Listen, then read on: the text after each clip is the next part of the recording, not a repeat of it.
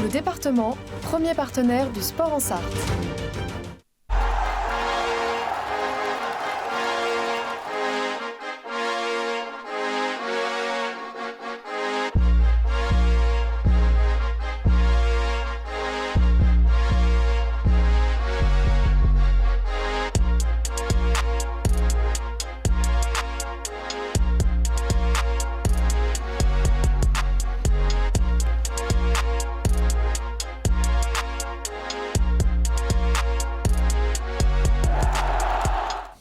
Bonjour à toutes et à tous, bienvenue dans LMFC Zone.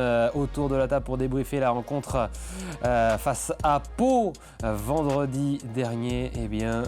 Marc Moreau du Maine Libre, bonsoir. Bonsoir Antoine. En face de toi Marc, Jordan Horry de la Tribune Mancel. Salut Jordan. Salut Antoine, salut Marc. Nous sommes trois autour de la table, donc dans la zone pour débriefer la 15e journée du championnat de Ligue 2. Le Mans FC qui se déplaçait à Pau et le match qui débute mal pour les joueurs de Patrick Vieira dès la 5e minute de jeu. Ryan Tousgar inscrit le premier but palois, 1-0. Réaction Mancel. Ensuite, avec ce petit cafouillage ici, première grosse situation. Damgay qui manque sa frappée. Puis la boulette à la 27e minute de jeu du portier palois pour un but d'Anthony Briançon contre son camp. Le Mans égalise donc et le Mans va aller chercher un penalty provoqué par Lucas Bouales ici avec ce contact, penalty transformé par Damgay à la 39e minute de jeu, 2-1 pour les Monceaux. La deuxième période sera largement à l'avantage des Palois qui vont donc se procurer plusieurs occasions en deuxième période notamment et s'offrir quelques situations de but, notamment cette balle de match en fin de rencontre. Le score est le suivant, 2-1 pour les Monceaux. Marc, le Mans n'a pas brillé, mais le Mans a quand même gagné. Voilà, et c'est bien là l'important, surtout sur un déplacement, un stade assez atypique. Il fallait quand même s'y faire aussi. Le Mans n'a pas brillé, mais le Mans a tenu, a su faire le dos rond. Je regrette juste un peu qu'il n'ait pas eu plus d'allant en seconde période, mais parfois les conditions du match, la physionomie fait que le Mans était très efficace, 2 tirs cadrés de but, un penalty léger mais qui existe. Ils profitent parfaitement d'une erreur du gardien. Ils sont à ce moment-là hauts sur le terrain, donc c'est plutôt tout ça, c'est plutôt bien imbriqué. Il n'y a pas de scandale. Il n'y aura pas eu non plus de scandale à repartir avec un point, je pense. Mais c'est vraiment ce que je retiens de cette rencontre-là, c'est ce qu'on dit souvent sur une saison, ça s'équilibre. Je pense qu'on y est là, au point d'équilibre entre le match contre 3 où le Mans peut s'imposer, fait 2-2, ce match-là où ça peut faire 2-2, le Mans s'impose. Je trouve que le Mans est à sa place, inattendu pour un promu, mais mérité sur le contenu. Qu'est-ce que tu retiens, toi, Jordan, de ce déplacement à Pau ? On a su faire le dos rond en deuxième mi-temps. On a su éviter ce deuxième but palois, étant donné que Pau a été très dominant sur la deuxième mi-temps, avec 8 tirs sur les 12 qu'ils ont eu sur toute la rencontre, plus de 69% de possession. Donc, on va dire que avec le peu de ballons qu'on avait, ça pouvait être compliqué pour mettre le troisième but qui aurait pu faire du bien, sachant qu'on a l'occasion avec, je crois, il y a Kola qui a une frappe cadrée à 20 minutes du terme, plus Amoudi qui est pas loin de marquer également, mais sinon, très longue deuxième mi-temps, et donc pour moi, le nul n'aurait pas été illogique vu la deuxième mi-temps, mais l'important c'est les 3 points. Marc, tu étais au match, le coach qui était pas satisfait de cette deuxième période. Je lisais dans les colonnes du Maine Libre et de Ouest France justement que ça avait joué petit bras en deuxième période. Oui, il est arrivé avec le visage très fermé. J'étais assez étonné de le voir arriver comme ça. Généralement, quand il y a une victoire, même si elle est à l'arraché ou pas forcément... Alors, pas mérité, c'est pas juste, mais...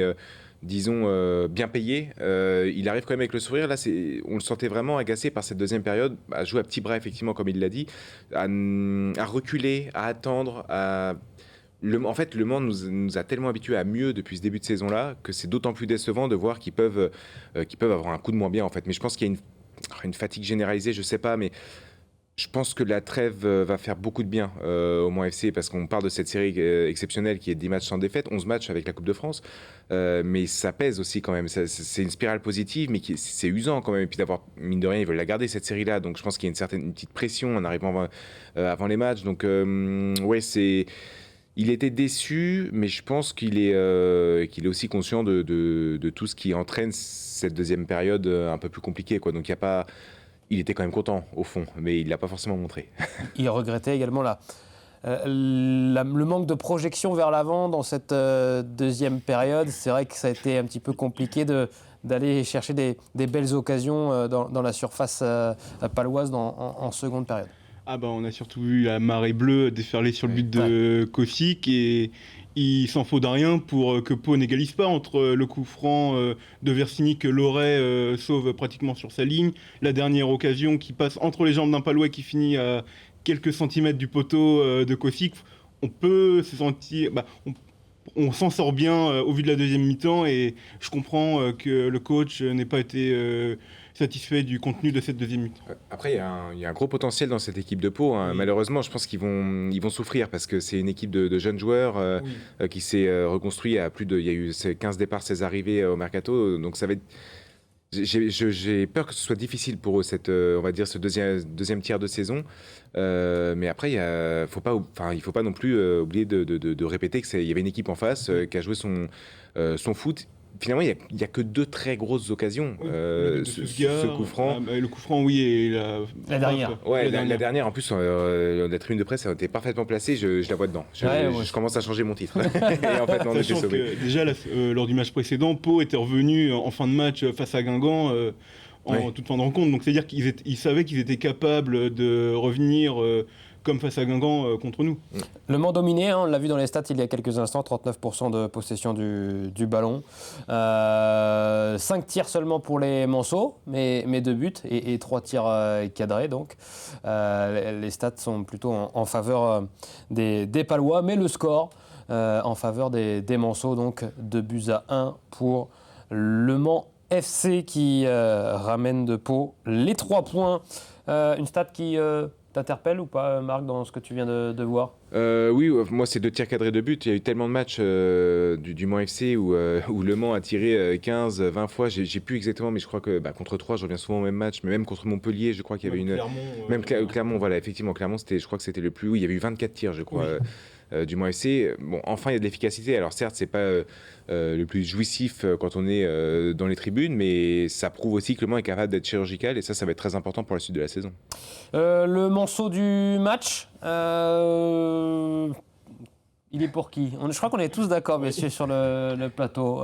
Jordan, la tribune Mancel a voté en plus. La tribune Mancel a fait voter sa communauté et c'est Lucas Biodès qui termine en tête du suffrage avec une note de 7,2 sur 10, juste devant Dame Gay, du coup, buteur sur penalty, et Théo Eyoum. C'est mérité en plus d'un point de vue personnel ? Oui, pour moi c'est totalement mérité.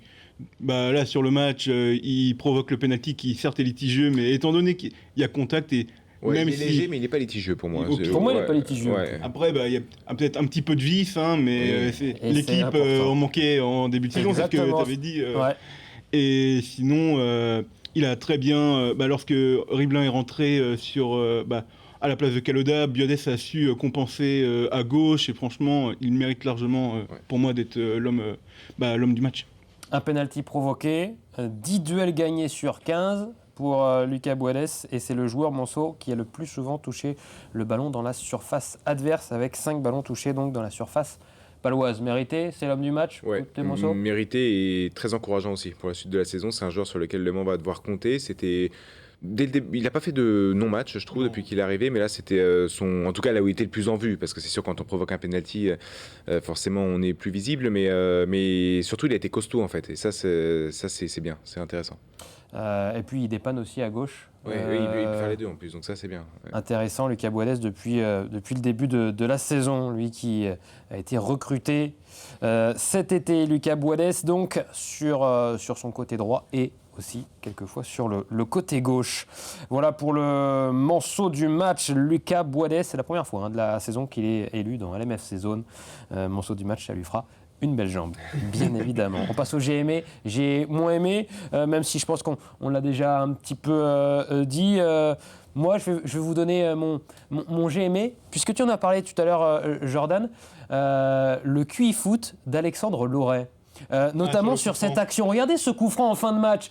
paf, Alexandre Loret qui se décale, qui fait un grand retour au dernier moment vers sa ligne de but. On le voit juste avant la prise de course du Palois faire un petit clin d'œil, faire un petit mouvement de tête pour voir que le poteau est découvert. Alors je ne sais pas qui prend la décision. Est-ce que c'est lui-même personnellement qui se dit « Oula, c'est risqué, le tir va être à cet endroit précis » et Alexandre Loret qui prend cette décision au dernier moment. Ça vaut un arrêt dans les dernières minutes, ça, Marc. Oui, c'est clair. Et je pense que c'est. Alors, je sais pas, je l'ai pas entendu crier, Nicolas Cossic, on l'entend quand il crie. Oui. Là, je l'ai pas entendu. Éventuellement, ça aurait pu être lui qui lui dit de revenir, mais je l'ai pas entendu. Ouais, ça, c'est sûr que ça vaut un arrêt, ça vaut surtout presque un but, quoi. C'est ce qu'on dit souvent quand un défenseur fait un super tacle ou un gardien qui fait une super parade. Là, ouais, en plus, on n'est pas en fin de match, mais presque. Là, c'est 90e minute, donc. Ah oui, c'est quand juste même. avant le temps additionnel. Ouais, juste avant le temps Et additionnel. je pense que là, en plus, tu prends ce but-là, ça peut être la cata pour après. mettre le Donc, troisième. ouais, c'était clairement, on était plus proche du 2-2 que du 3-1. On parle souvent du troisième but dans ces matchs-là. Enfin, il y en avait déjà eu 3, mais on parle aussi du quatrième. mais non, oui, c'est clair il a bien sauvé les siens pour un match, encore une fois. Alors, il n'a pas un poste facile, Alexandre Loret. C'est un petit peu besogneux. Il a une tâche besogneuse, en fait. Et il n'est pas forcément mis en avant, mais voilà, moi, j'attends de voir peut-être un peu plus il soit plus décisif en attaque, je voulais dire. Voilà, offensivement en tout cas. Donc après, à voir à l'avenir. C'est pas forcément ce que demande le coach non plus, mais je pense qu'il peut y gagner aussi. Après, c'est l'un des tireurs attitrés pour les coups de pied arrêtés, donc, et il fait une passe D pour Samuel contre Boulogne. Boulogne. Dans les GME, le Noustecamp aussi, je voulais le préciser. Un petit peu moins de 3000 spectateurs au Noustecamp, là, dans ce stade atypique.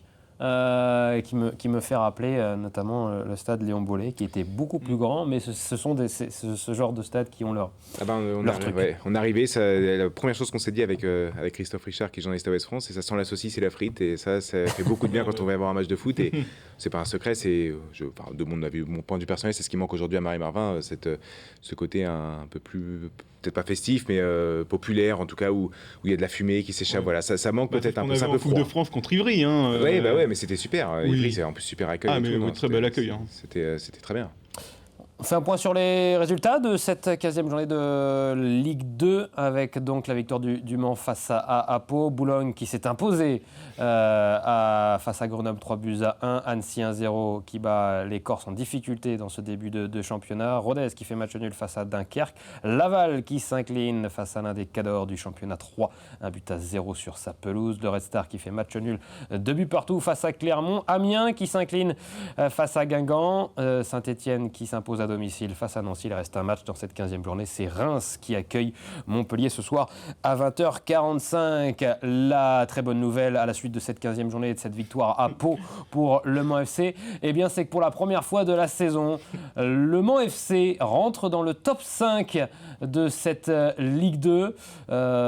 Incroyable quand on sait que Le Mans FC est promu dans ce championnat. 11e match sans défaite si on compte la Coupe de France. On a le droit de rêver ou pas ? De rêver, toi, tu vois plus haut, toi, c'est sûr. C'est sûr que ça te donne envie de rêver. Après, il y a plusieurs choses. Oui, voilà. Et il y a plusieurs choses. Est-ce qu'on se met à rêver d'une accession en Ligue 1 est-ce qu'elle serait vraiment bénéfique à un club qui est en train de se construire en Ligue 2, qui est en train de reconstruire un budget, qui est en train de, qui fait appel à un fonds d'investissement avec Outfield qui va mettre des sous. Est-ce que c'est pas trop tôt ? Est-ce que, moi, je pense qu'il faut que Le Mans et en tête cette première partie de tableau qui était quand même pas gagnée, et surtout de la sérénité en fait, ce qui a tellement manqué ces dernières saisons, hormis éventuellement la saison dernière, la saison de la montée, mais ça fait, moi je me souviens des saisons notamment avec Réginald Ray où ça se sauve à la dernière seconde de la dernière journée avec Nancy, le résultat de Nancy où il y avait des fumigènes qui tombaient. Enfin là, Le Mans va sans doute, c'est pas fait parce que ça peut aller très vite quand on regarde derrière, il y a peu de points aussi d'écart, mais devrait normalement par rapport à ce qu'ils sont capables de proposer s'éviter un stress terrible de descente. Et ça déjà, une fois ça passé, pour un promu, ils peuvent s'amuser maintenant. Il faut d'abord avoir le nombre mathématique de points, mais après ça, ils peuvent essayer de prendre du plaisir. Et puis pourquoi pas aller, chercher un barrage à l'accession, pourquoi pas.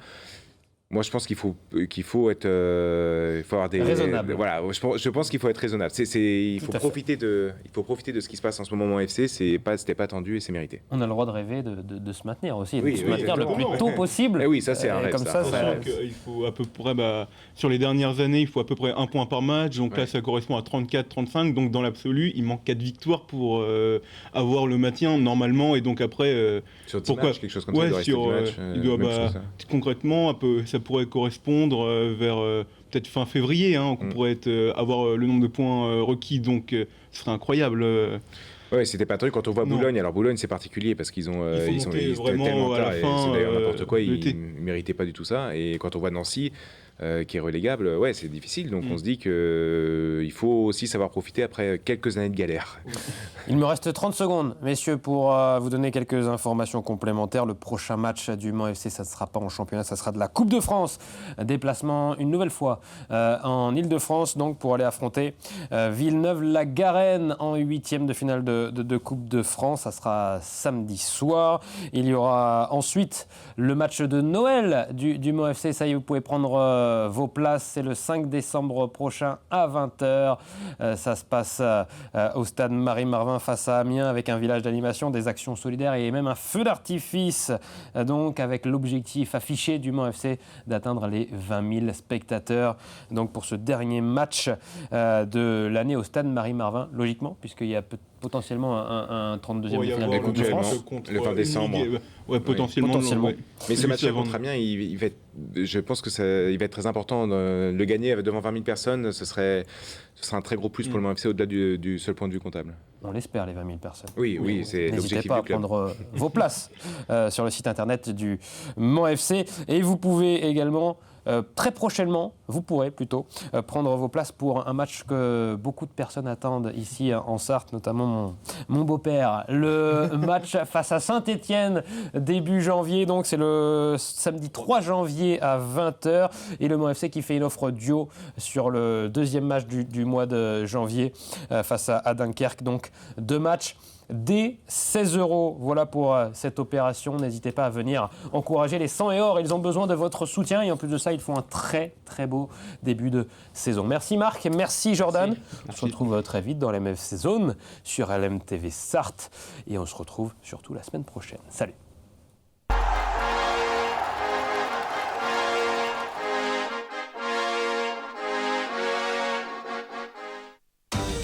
Le département, premier partenaire du sport en Sarthe.